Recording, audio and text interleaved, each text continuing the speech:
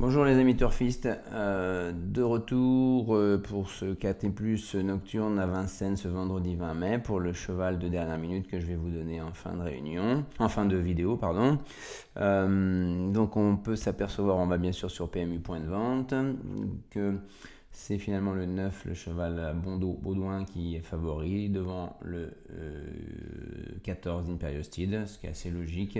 Le 8 XL bleu et en dessous de 10 contre 1, on a également tout juste le As In Love with Chenu qui a une cote de méfiance mais qui est un petit peu quand même sous-cotée.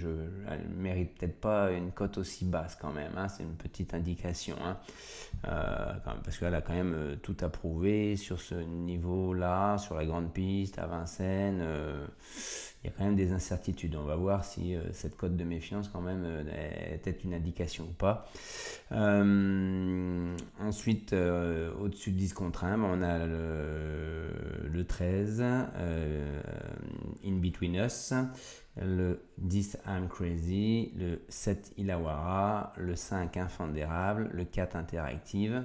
On peut dire d'ailleurs à ce sujet que quand même 15 contre 1, 13 contre 1 avec Alexandre Brivard, c'est pas très encourageant, contrairement à un Ivar par exemple, qui est sur un jument qui n'est pas une première chance, mais qui est quand même à 9 contre 1. Voilà. Après, un peu plus loin, on a le 2 Irina de Bailly avec Gabi Germini, mais très abandonné.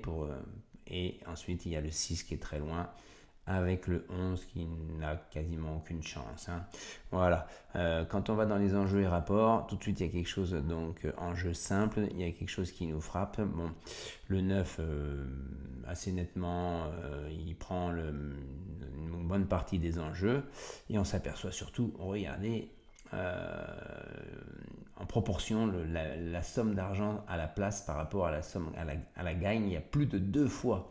Alors que quand on regarde les autres chevaux, par exemple, 18 000, 22 000, 15 000, 23 000, 13 000, 17 000, là ça veut dire qu'il y a une grosse confiance sur le 9 pour une place dans les 3 premiers. Et donc je ferai de ce cheval le 9 qui est mon cheval en béton, Icône Madric.